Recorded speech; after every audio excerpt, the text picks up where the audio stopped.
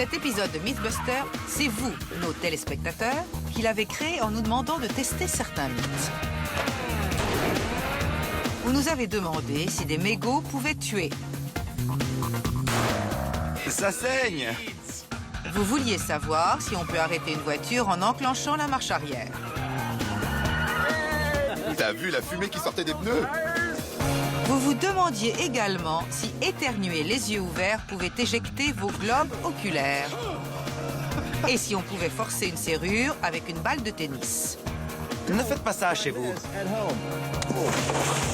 Enfin, l'un d'entre vous nous a offert une voiture pour assister à l'explosion de sa vie.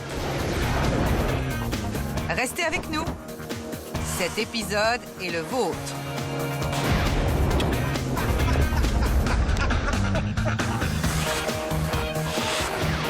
Qui sont les Mythbusters? Adam Savage et Jamie Heineman. C'est presque trop bien. À eux deux, ils ont plus de 30 ans d'expérience dans le domaine des effets spéciaux. Mettez de la musique dramatique. À leur côté, Gary Byron, Grant Imahara Danger, attention, attention. et Tori Belleci. $10. Ils ne se contentent pas de recenser les mythes, ils les mettent à l'épreuve.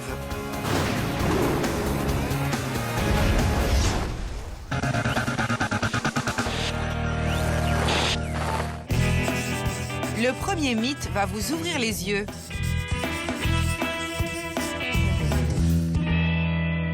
On est prêt. On va tester le mythe le plus demandé dans l'histoire de Mythbusters. Plus de 10 000 téléspectateurs l'ont déjà réclamé. Lequel? Bon, je sais que ça va t'enthousiasmer, mais garde ton calme. Voilà. Si tu éternues les yeux ouverts, tes yeux vont sortir de leur orbite et tomber par terre. C'est ça. Je te jure. À la demande des téléspectateurs, on va le tester. Why does your poor body look so discombobulated, huh? Why do it, huh? Here, take a good sniff of this here smell. Dans un dessin animé, un bon éternuement peut vous éjecter au plafond. Dans la vraie vie, certains téléspectateurs pensent qu'éternuer les yeux ouverts peut faire sortir les yeux de leur orbite. Ce mythe sera-t-il confirmé ou va-t-il tomber à l'eau? L'aspect scientifique de ce mythe est très sérieux. L'éternuement est la réaction physique humaine la plus rapide. Ce qui sort de la bouche peut atteindre une vitesse de plus de 190 km/h. Cette force est-elle suffisante pour propulser vos yeux hors de votre tête? Pour le savoir, à vos mouchoirs. La préparation est simple. On trace des repères qu'on va mettre devant la caméra à grande vitesse. Jamie et moi, on n'aura plus qu'à s'asseoir sur une chaise, en face de la caméra, et à éternuer en gardant les yeux bien ouverts. Le ralenti devrait nous dire clairement si oui ou non on y arrive et devrait donc répondre à notre question. C'est très simple. Qui va commencer cette séance d'éternuement? Tu sais te faire éternuer? Non, je me mets de la morve plein la moustache.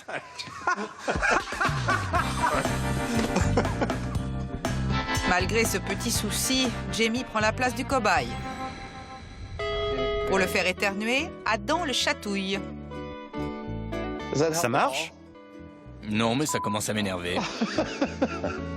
Le nez de Jamie n'est pas très ému. Il change donc de tactique. Lui faire sentir du poivre va-t-il avoir davantage d'effet?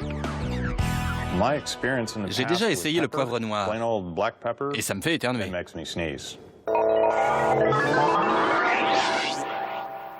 Pourquoi le poivre nous fait éternuer? Le poivre, qu'il soit blanc, noir ou vert, contient de l'alcaloïde de pyridine, appelée piperine. Cette dernière irrite les terminaisons nerveuses qui se trouvent sous la muqueuse. Il faut donc évacuer la source d'irritation. Donc le nez veut faire sortir la source d'irritation et le seul moyen, c'est l'éternuement. C'est à peu près ça. D'accord. C'est exactement ça.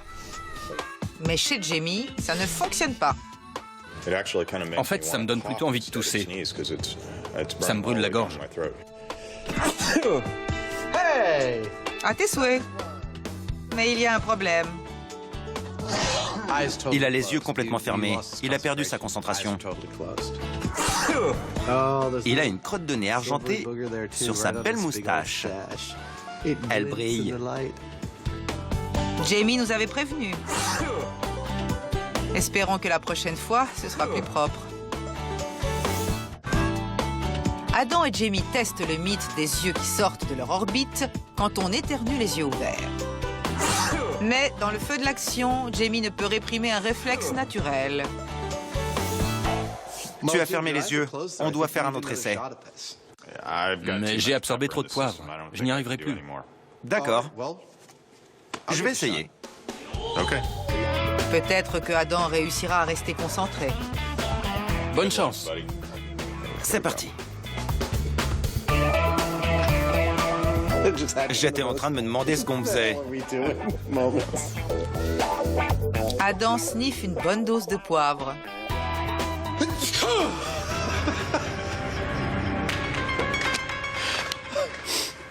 Alors? Tu as éternué. Je crois bien que j'ai fermé les yeux. Je n'ai pas pu m'en empêcher. Le ralenti le confirme. Au moment précis de l'éternuement, ses yeux étaient fermés. Adam a donc une idée pour obtenir de meilleurs résultats.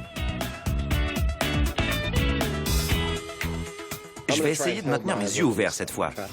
Comme ça, d'accord? Si ça te fait plaisir. Adam ne laisse rien au hasard. Cette fois, il va maintenir ses yeux ouverts. Mais l'éternuement ne va-t-il pas produire des dégâts irréparables?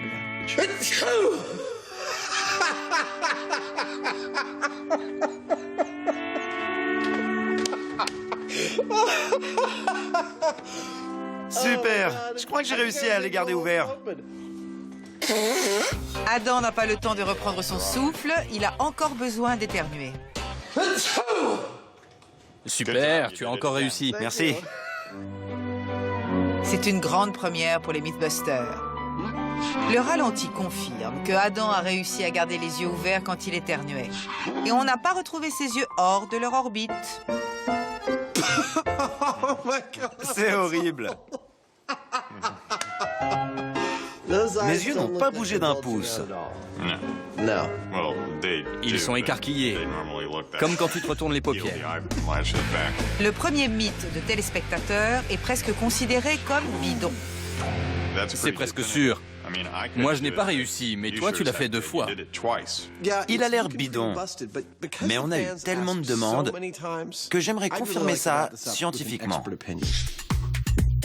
Adam se rend à l'Université de Californie à San Francisco. Il est reçu par l'ophtalmologue Jackie Duncan.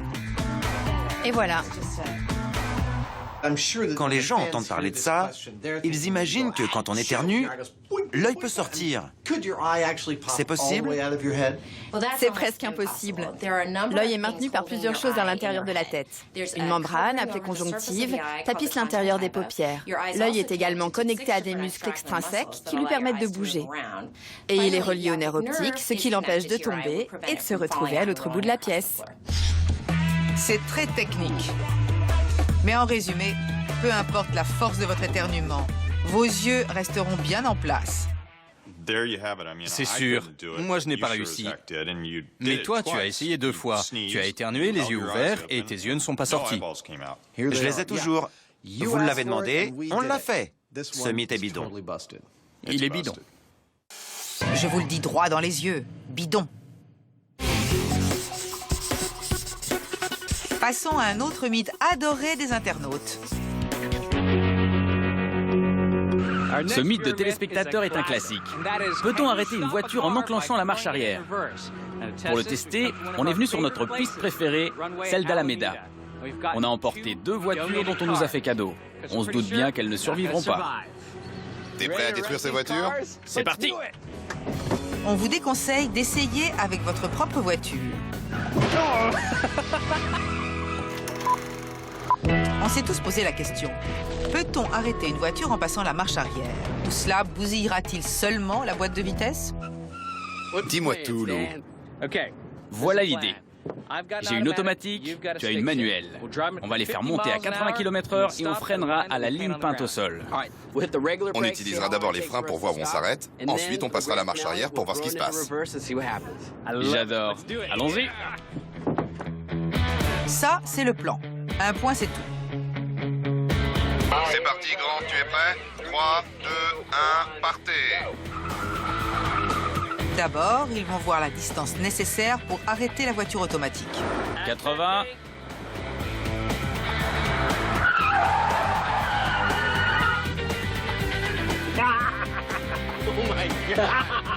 La vache, t'as vu la fumée qui sortait des pneus? J'ai encore des pneus? Oui, mais sur l'asphalte. Sur quelle distance Grant a-t-il dérapé? 16, 17, 18, 19, 19, 80, 19 mètres 80. L'automatique a besoin de presque 20 mètres pour s'arrêter avec les freins. 3, 2, 1, partez. Tori accélère jusqu'à 80 km/h. Quand il passe la ligne d'arrivée, il freine à fond. Super! Tu sens le caoutchouc? Bravo! Je me suis éclaté. C'était beau. Je vais recommencer. 21, 22, 24 40. 24 mètres 40. 24 mètres 40 avec le frein. 25 mètres pour la voiture manuelle, 20 mètres pour l'automatique. Ce n'est pas mal. Ça, c'est avec le frein. Et ça donne quoi avec la marche arrière? Grant, je sais que c'est fou. J'espère que ça ne va pas arriver. Mais si tu sors de la piste, que tu te plantes et que tu meurs, je peux avoir ton robot? Je veux être enterré avec mon robot. Terminé. Je te promets que tu seras enterré avec ton robot. Il sera mort. Il ne saura même pas que j'ai pris son robot. C'est parti, on y va. Prêt? 3, 2, 1, partez. Grant monte jusqu'à 80 km/h. Quand il passera la ligne blanche, il enclenchera la marche arrière pour essayer d'arrêter la voiture. Enfin ça, c'est la théorie. C'est intéressant. Mais ce n'est pas exactement ce à quoi il s'attendait. On dirait que t'as touché à rien. Si, je suis en marche arrière. Les voyants du moteur et de la batterie sont allumés. J'avance toujours. On n'a jamais eu un résultat aussi décevant dans l'émission.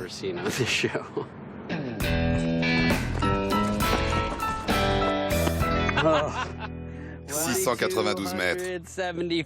C'est un nouveau record. Ça fait 672 mètres de plus qu'avec le frein. Conclusion, la voiture automatique doit avoir un système de sécurité qui empêche d'enclencher la marche arrière si on avance. Mais il reste la voiture manuelle. On y va. 3, 2, 1, partez. Moteur. Tori grimpe à 80 km/h. Quand il passe la ligne, il enclenche la marche arrière.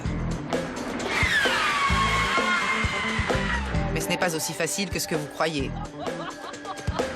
La boîte de vitesse grince sous la pression de Tori. Il change de trajectoire. Freine!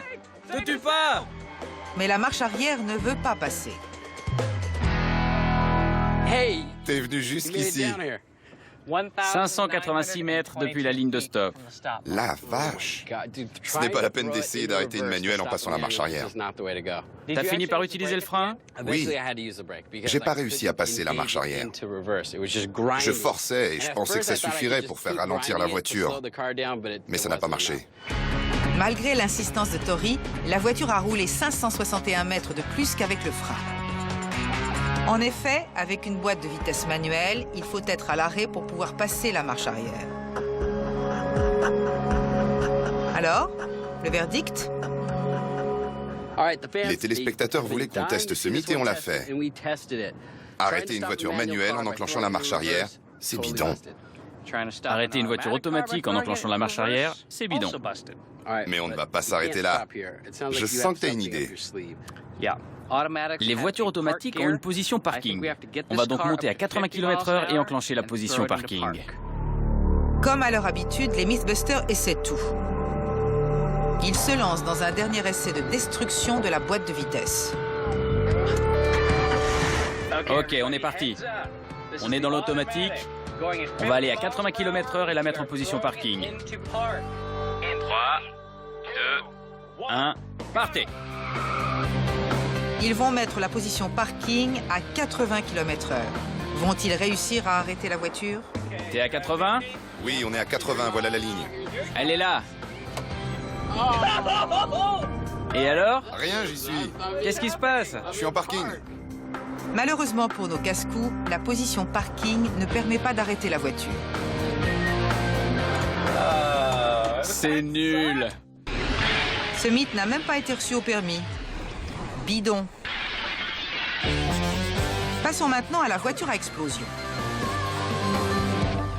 Ensuite, on a la voiture à explosion. C'est un mythe, ça? Non, un gamin m'a envoyé un email pour me dire qu'il voulait faire exploser la voiture de ses parents. Je lui ai dit que s'il avait leur permission, il n'y avait pas de problème. C'est une émission spéciale demande de téléspectateurs, donc on doit le faire. Oui, et on devrait en profiter pour comparer les explosions hollywoodiennes et les vraies explosions. Parfait. On va faire 2 explosions. Une fausse, comme au cinéma, et une autre, comme celle du camion de ciment. Une vraie de vraie. Parfait, c'est parti. Chris Cannella a écrit à Adam et Jamie dans l'espoir qu'ils réalisent son rêve d'enfant, anéantir la voiture de ses parents. C'est la voiture de tes parents? Ouais, c'est pas la mienne. Je vais t'expliquer ce qu'on va faire. Tu regardes des vieilles séries où des voitures explosent. Ouais. Eh bien, on va faire la même chose et tu verras que la voiture sera toujours là. Ensuite, on va la faire exploser pour de vrai. Génial. Tu viens avec nous pour regarder? Ouais. Parfait. En voyant l'étincelle démoniaque dans les yeux de Chris, Adam et Jamie ont décidé de faire exploser 2 fois la voiture. Chris les accompagne sur un des terrains de jeu préférés de l'équipe. Nous voilà sur un des sites préférés des téléspectateurs de Mythbusters. C'est la carrière dans laquelle on a fait exploser le camion de ciment. Et où on a fait l'explosion à 6700 mètres. Aujourd'hui, on est venu faire sauter la voiture des parents d'un gosse de 12 ans. 2 fois. La première fois, ça va être une cascade, comme dans les séries des années 70. La deuxième fois, on va vraiment la faire exploser. Il n'en restera rien. L'équipe veut une belle explosion. L'ancien agent du FBI à la retraite, Frank Doyle, est leur homme. On va l'attacher et faire une réparation instantanée. La voiture est entre les mains des experts pour l'explosion hollywoodienne. Pendant ce temps, Adam joue au réalisateur. Voilà comment ça va se passer. La caméra sera là où elle est déjà. La voiture va exploser. Je vais courir et plonger en l'air au moment de l'explosion. Et je vais atterrir sur ces matelas. Je vais enfin réaliser mon rêve d'être cascadeur. Ce genre de cascade réussit grâce aux effets visuels. En fait, on va juste voir brûler de l'essence. On va utiliser des explosifs, mais ils vont seulement servir à répandre l'essence pour qu'elle brûle plus facilement. Ça, c'est la théorie. L'essence est en place. Tout est prêt pour une explosion digne de Hollywood. T'es prêt à voir la voiture de tes parents exploser comme dans un film? Ouais. Tu veux qu'on fasse exploser autre chose? L'autre voiture de mes parents? Elle est où? C'est la fête, on peut le faire. Tu es prêt? Ouais. Top là. Super, on y va. Tout est prêt. Le cascadeur fait ses étirements et on peut y aller. Attention! 3, 2, 1...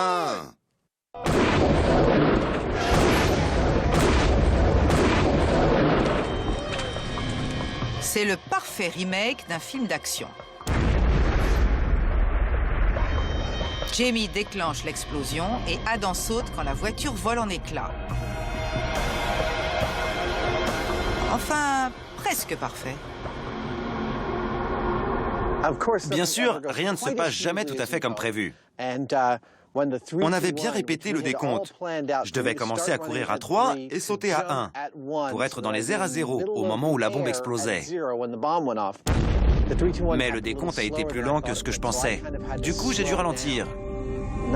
Mais on voit bien sur le ralenti que Jamie déclenche l'explosion au moment où je commence à sauter. On voit bien les flammes qui montent dans le ciel. Ça, c'était parfait. Les pulsions destructrices de Chris ont également été satisfaites. J'ai déjà l'impression d'être le gamin le plus heureux du monde. Et on n'en est qu'à la moitié. Ce qu'on vient de voir, c'est une explosion de cinéma.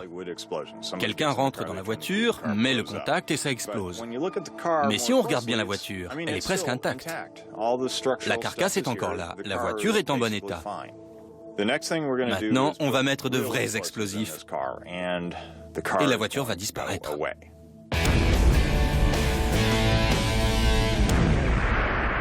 En attendant, les jeunes vont mettre un vieux mythe au goût du jour.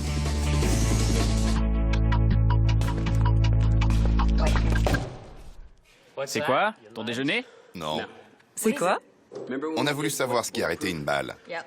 Maintenant, les téléspectateurs veulent savoir ce qui arrête une lame.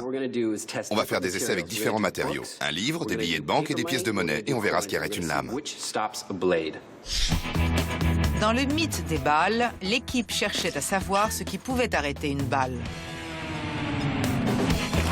Les résultats étaient surprenants. Le plastique l'a complètement absorbé. Certains téléspectateurs, dont la vie est pleine de dangers, veulent que l'équipe reprenne où elle s'est arrêtée. T'as un plan? On habille le jambon avec cette chemise. On met les différents objets dans la poche et on l'attaque au couteau. Le jambon va servir de cobaye. Ils vont lui planter une lame bien aiguisée. Par quel objet vont-ils commencer? On doit tester le mythe avec un couteau. Les téléspectateurs veulent qu'on le fasse avec une Bible. Mais ça risque d'être mal pris. C'est vrai. Je vais donc utiliser la Bible des Mythbusters, notre guide de référence de poche. C'est un livre sacré pour nous. Et il a la même épaisseur que la Bible. Et on l'a souvent sur soi dans une poche. Le mien, je l'ai toujours sur moi. L'équipe ne blasphémera pas. Après le premier essai, ils sauront si un livre de poche est une bonne protection. La lame n'est pas passée. Je vais essayer plus fort. Frappe de toutes tes forces. C'est bien, bravo. La lame est rentrée dans le livre? Un peu. Jusqu'à la page 170. Les aéroports internationaux. Donc, le guide de référence peut sauver une vie. Ça fait 1 point pour les livres. 170 pages peuvent vous sauver. Une page est tournée, mais l'histoire n'est pas terminée. Les Mythbusters tentent de trouver quel objet arrêterait un coup de couteau. Après le livre, ils changent de tactique. Tu vas au casino et t'as besoin de monnaie. Prêt? On a un couteau et une poche pleine de monnaie. Allez, Grant! C'est raté. Ça n'a pas vraiment marché. Le couteau est passé à travers les pièces et a transpercé la chair. Mais Grant ne veut pas déposer les armes maintenant. En théorie, les pièces en métal devraient empêcher la lame de passer. Ça suffit. Les pièces, ça marche pas. Non, elle se déplace. Le problème, c'est que le corps est souple. Il y a trop d'élasticité. Les pièces glissent et la lame peut passer. Les pièces, c'est bidon. Le jambon est lacéré, mais il refuse de laisser tomber. Les téléspectateurs ont une autre idée pour tester ce mythe. Une liasse de billets. C'est pas illégal de détruire des devises américaines? Seulement si on les détruit dans le but de les retirer de la circulation. C'est pas notre but. Non, c'est pour la science. 50 billets d'$1. Il les agite devant tout le monde. Les gens sont jaloux. Et il va se faire attaquer au couteau.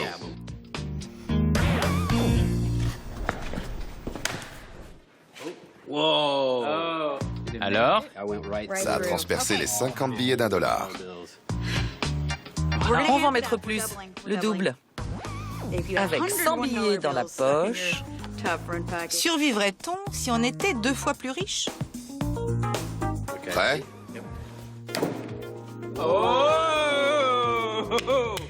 Morale de l'histoire, vive les petites coupures.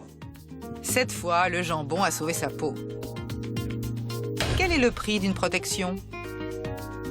51, 52, 53.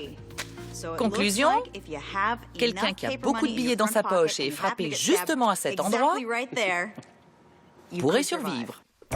53 billets sauvent une vie. Donc, si vous vous demandiez quoi mettre dans votre poche pour ne pas mourir, désormais, vous le savez. On sait tous que fumer tue. Mais une cigarette peut-elle être mortelle autrement que si on la fume? Maintenant, on fait quoi? Ça s'appelle les mégots assassins. Même des mégots peuvent tuer. Ça m'intéresse, raconte-moi. Deux mecs ont bien picolé et se sont amusés avec leurs fusils. Ce n'est pas une très bonne idée. Mais bon, l'un d'eux a eu l'idée de mettre 3 mégots de cigarettes dans la bouche de son fusil.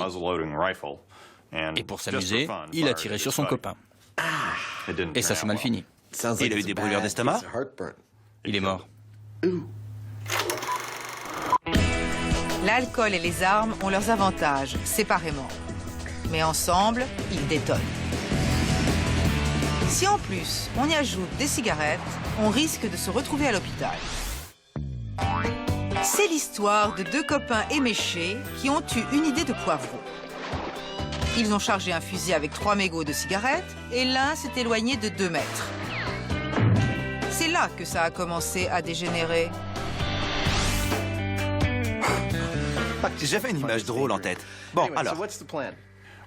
C'est simple. On a besoin d'un mannequin en gel balistique, de cigarettes, de poudre, d'un fusil à chargement par la bouche et d'un stand de tir. J'aimerais bien qu'on ajoute un cœur dans le mannequin. On saura que si la cigarette traverse la peau et arrive au cœur, la personne serait morte. Ça va être immonde. Ça me plaît bien. Ça ne nous a jamais arrêtés. L'idée est de charger un fusil avec de la poudre noire et 3 mégots. Puis de se placer à 2 mètres du mannequin en gel balistique pour lui tirer dessus. Pendant que Jamie est chargé de trouver un fusil, Adam s'occupe du mannequin ivre. Souvent, quand on teste un mythe où il y a un risque de mort, on fait un mannequin qui a les mêmes caractéristiques qu'un être humain, pour voir si une personne serait morte. Là, j'utilise un vieux moulage de torse qu'on a déjà utilisé des centaines de fois. Cette fois, j'y verse une nouvelle matière balistique, complètement transparente. Comme le gel balistique classique, elle a les mêmes propriétés que le tissu humain. Mais en plus, elle est transparente. Ça permettra à l'équipe de mieux voir ce qui va se passer à l'intérieur du mannequin. Si un des mégots atteint le cœur, on saura que non seulement la cigarette tue, mais que les mégots aussi. Si un mégot atteint le cœur, ce mythe sera confirmé. Le cœur de cochon est bien suspendu. Il est bien à sa place, au bon endroit. Maintenant, la substance balistique doit refroidir. Ensuite, on pourra commencer. Et grâce au miracle de la télévision, 12 heures durent 1 seconde. Ça va être génial. Cette matière est parfaite. Le mannequin est prêt. Ils emportent donc leur matériel de tir et ils vont retrouver un vieil ami. Salut Alan. Ça va, Jamie? Content de te voir. Bienvenue au service de police de South San Francisco. Pour tester les mégots assassins, Adam et Jamie retournent sur leur cher stand de tir du service de police. Jamie sort le fusil qui est la réplique exacte de celui utilisé par les 2 copains ivres. Il a l'air bien. Une belle bête, hein? Il est beau. Il est très beau. Et le mannequin va bientôt entendre parler de ce canon. Qui va tirer? Moi. Je suis meilleur tireur. Comme ça, c'est réglé. Alors qu'il charge le fusil, Adam a une révélation. C'est là que l'histoire commence. Je regarde ce truc et je dis « Regarde, ça rentre pile dedans. J'ai une idée. Tu vas rester ici et moi, je te tire dessus. » Ouais! C'est une super idée. Tu as fini? Il fallait que ça sorte. Oui. J'essaie juste d'établir le portrait du tireur. Le fusil est fermé et chargé. Jamie se place à 2 mètres, comme dans le mythe. Jamie, il y a 3 mégots et 80 grammes de poudre noire. Tu tires à 2 mètres, quand tu veux. Attention à la fumée. Quel tir! C'est vrai. Mais a-t-il atteint la cible, le cœur du mannequin? Voyons ce que ça a donné. Il y a des égratignures, mais les mégots ne sont pas entrés. Je ne vois aucune blessure sous-cutanée.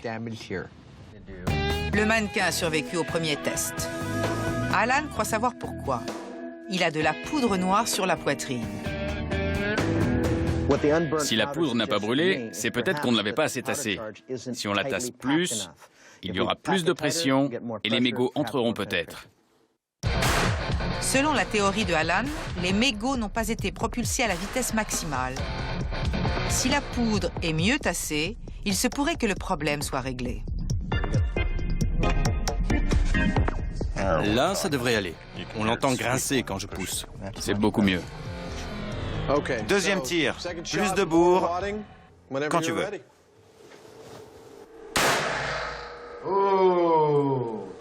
C'était impressionnant.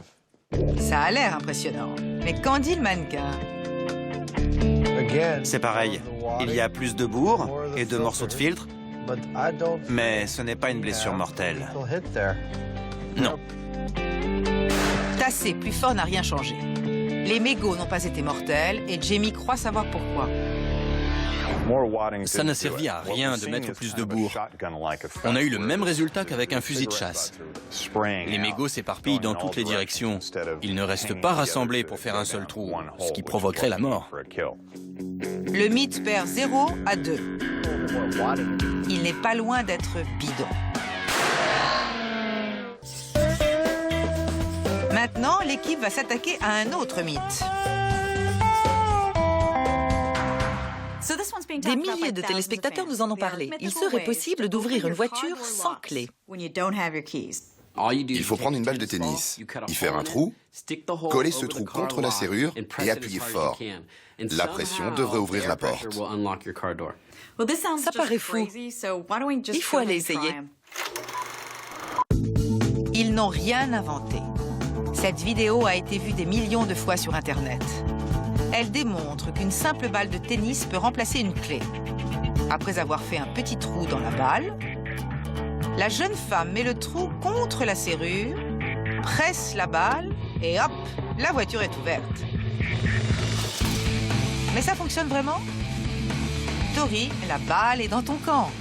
Alors? J'ai regardé la vidéo. Elle a fait un trou de cette taille. Il paraît que la pression peut ouvrir le verrou. La pression de la balle. Oui, la pression de l'air à l'intérieur de la balle.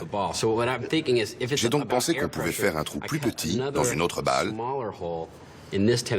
afin d'avoir une pression plus forte. Voici leur matériel. 2 balles de tennis, 2 pressions différentes et bien sûr, une serrure. Comme dans la vidéo, une serrure électrique. C'est parti. On va commencer avec le gros trou.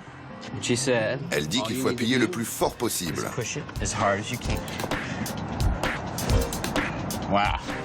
Ça marche pas. J'ai l'impression de faire comme elle. 15-0 pour le verrou. Peut-être que le petit trou enverra une pression plus forte et ouvrira la porte. On essaie avec le petit trou? Oui, vas-y. Ces âmes ne s'ouvrent pas. Jeu, set et match pour la serrure. Mais l'équipe ne s'avoue pas encore vaincue. Essayons de comprendre comment les gens pensent que ça marche. L'important, c'est la pression. On devrait mettre de l'air pour les pneus directement dans la serrure. On pourrait complètement boucher la serrure pour voir si la pression peut l'ouvrir. Ils ont un plan. Après tout, la fin justifie les moyens. Ils vont boucher la serrure et y injecter 8 barres d'air. Si la serrure ne s'ouvre pas avec ça, elle ne s'ouvrira jamais sans clé. Allez, Grant, impressionne-nous. C'est la solution idéale pour ouvrir cette serrure. De l'air comprimé et une serrure scellée. Prêt? La pression est 10 fois plus forte qu'avec la balle de tennis, mais la porte reste désespérément close. Je crois que c'est clair. Désolé, chers téléspectateurs, mais je crois que la balle de tennis qui ouvre la serrure, c'est bidon. Même avec une serrure scellée et une pression idéale, ça ne marche pas. Mais ils ont réussi dans la vidéo. Comment ils ont fait? On devrait montrer à nos téléspectateurs ce qu'on a compris. Grâce au miracle du montage, les Mythbusters vont faire un remake de l'histoire de la balle de tennis magique. Carrie pose la balle sur la serrure et hop, la porte s'ouvre. Mais ils ne viennent pas de démonter ce mythe? Si. En fait, ce n'est pas la balle, mais Tori derrière la caméra avec une télécommande. Tout ça pour vous dire qu'il faut vous méfier de ce que vous voyez sur Internet. Et encore, un mythe bidon. Adam et Jamie sont en train de faire partir en fumée un mythe alcoolisé. Des mégots tirés avec un fusil peuvent-ils atteindre le cœur? Pour une fois, un policier se trouve sur place quand on en a besoin. Le policier en moi se demande si un filtre et un mégot, c'est pareil. Je vois où tu veux en venir. En général, on ne fume pas la cigarette jusqu'au bout. Il y en a toujours un peu qui reste. Du coup, le mégot pèse plus lourd et il y a plus de nicotine et de goudron dans le filtre.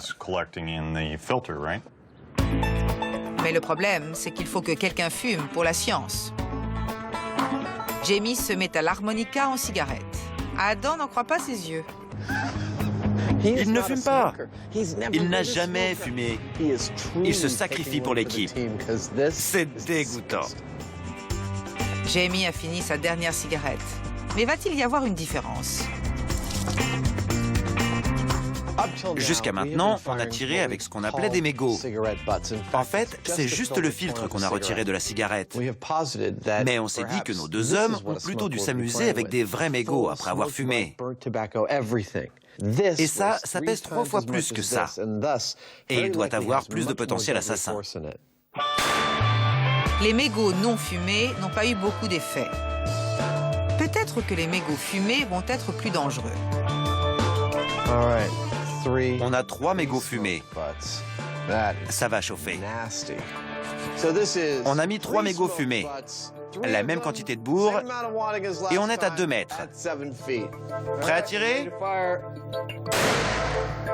La fumée se dissipe et Adam et Jamie vont voir ce qui s'est passé. On voit bien que le mégot est rentré ici. Oui, il y a au moins 6 mm. Il y a eu pénétration, mais pas mortelle. Ça aurait fait saigner, c'est tout. On fait quoi maintenant? On a repris tous les détails techniques de l'histoire. Ils ont peut-être menti sur la distance de tir. On devrait essayer à bout portant. C'est la dernière chance de ce mythe. Si le mannequin ne meurt pas quand on lui tire dessus à bout portant, le mythe est bidon. C'est notre dernière chance. On va tirer à bout portant puisque ça ne marche pas à 2 mètres. Si on est assez près, je suis sûr que toute l'énergie qui va sortir de cette bouche va avoir de l'effet. Jamie a la rage de tuer.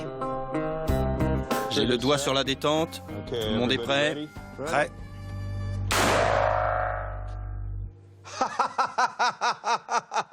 Regarde! Ça saigne! Jamie a tiré en plein dans le cœur. Tu entres dans le cœur? Oui. Et je pense pouvoir dire qu'on a une victime. C'est mortel. Il est mort. La distance a fait toute la différence. Le mannequin est mort. Pas de doute. Et ça confirme une règle d'or pour les armes. Ne visez jamais quelque chose que vous ne voulez pas détruire. Quelle sagesse. Alors, le verdict pour les mégots assassins? Avec des mégots tirés à bout portant. Vivant ou mort? Mort. Mort. Et donc le mythe est... Confirmé. Oui, complètement. Sortons d'ici. D'accord. Je dois me rincer la bouche. Mythe confirmé. Les Mythbusters s'éclatent. Ils ont fait exploser la voiture d'un téléspectateur dans un style très hollywoodien. Mais ils n'ont pas terminé. Il leur reste à la faire exploser pour de vrai. Pour ceux qui n'ont pas suivi, voilà où on en est. Un gamin nous a demandé de faire exploser la voiture de ses parents. On voulait bien le faire, mais d'abord, on voulait vous montrer comment ils font au cinéma. Pour la première explosion, on a donc mis un peu d'essence et d'explosifs dans la voiture et vous avez vu de belles flammes. Mais la voiture est sortie presque intacte. Maintenant, on va la faire disparaître. Cette fois, on a mis 100 fois plus d'explosifs avec l'essence. On en a aussi mis sous le capot. Moi, je vais dans la zone de sécurité et on va dire adieu à cette voiture. Mais avant d'appuyer sur le détonateur, Frank Doyle, leur guide, leur explique ce qui va se passer. Ça va, Frank? Ça va. On fait la visite. Sous le capot, on donne le ton avec un gros sac d'agents explosifs. On va fermer ça. À l'intérieur de la voiture, on a une bonne quantité d'explosifs. Il y en a aussi à l'arrière. Avec tout ça, on espère faire disparaître la voiture. Elle va s'envoler. On doit se mettre où? Très loin. Oui, vraiment très loin. Il y a une colline à 300 mètres. Est-ce que ça suffit? On est fin prêt. Ça devrait être parfait. Super. Il reste juste assez de temps pour lancer les paris. Pourcentage de la voiture qui restera après l'explosion, 5 à 10%. Elle volera dans un rayon de 90 mètres. L'expérience, inestimable. On a choisi des explosifs lents et puissants. Ça va pousser, soulever et déchirer. Quand ça va exploser, la voiture va s'éparpiller dans tous les sens. L'expression « voler en éclats » me vient soudain à l'esprit. Chris, le moment est venu. Tu es prêt? Tu peux regarder avec ça. Vérifie maintenant que tu vois bien la voiture. Attention, attention! Attention! 3, 2,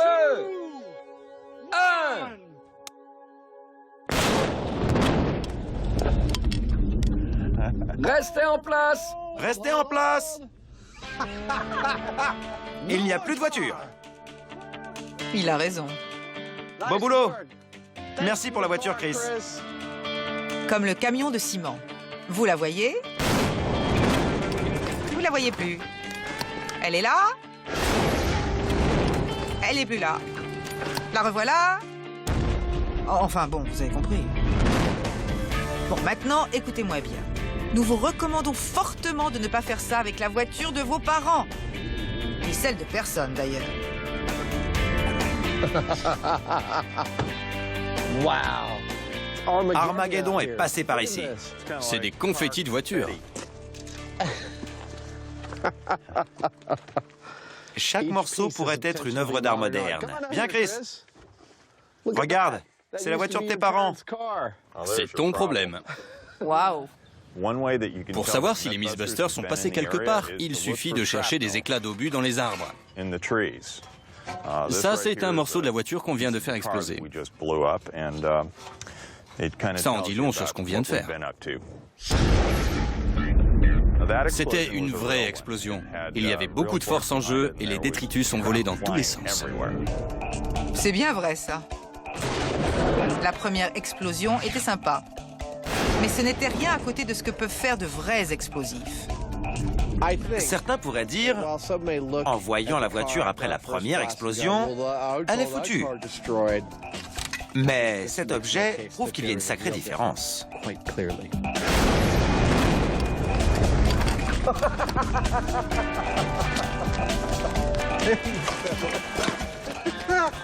Le volant tourne toujours. Frank a bel et bien détruit la voiture. Les parents de Chris doivent être ravis.